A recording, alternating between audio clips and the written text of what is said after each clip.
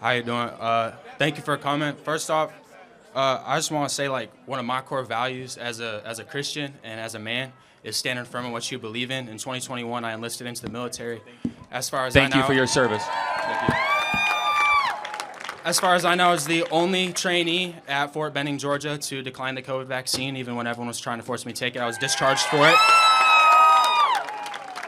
So I truly believe as a follower of Yah, we are called to stand firm in our beliefs. I think that what you're doing is amazing, trying to get people to wake up. But here's where I start to kind of question you. You are very for Israel, and I totally understand why from a surface sense, from a biblical sense. But as a Christian man who is about to have a little girl in October, here's my problem. In the Talmud, they talk about sexual intercourse with the little girl is permitted if she is under 3 years of age. You can rape a non-Jew woman and it is legal. And as a Christian, I mean, you look at our government, it's been infiltrated by the Jews. The founders of pornography are Jewish. The founders of transgender, the transgender movement and the LGBT community are Jewish. That's exactly what was going on in Germany. I'm not excusing what Hitler did, but there's more to it. And so as a Christian, what is your biblical perspective to supporting a group of people that are promoting satanic acts and are excusing satanic behavior? There's a lot there. First, tell me what the Talmud is.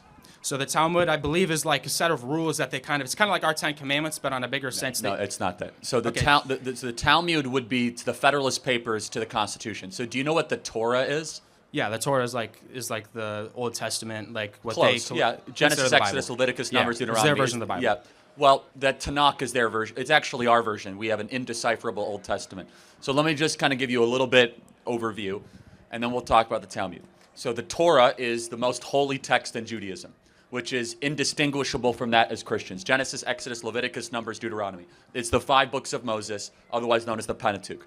Then there is the Tanakh, which includes, the book of Joshua, 1st and 2nd Kings, 1st and 2nd Chronicles. It also includes Psalms and Proverbs, Ecclesiastes, Songs of Solomon, right, so on and so forth. Nehemiah, Jeremiah, Esther's. Okay, so that makes up the Old Testament, or they would call the Tanakh, which is basically Torah, Nephilim, and Kvetchim. Okay.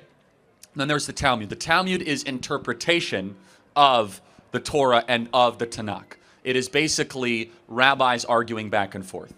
I don't know about those specific verses. People that are in Orthodox Judaism say that that is not true. I don't know. They'll have to refute and respond to that. I'm not a master of the Talmud.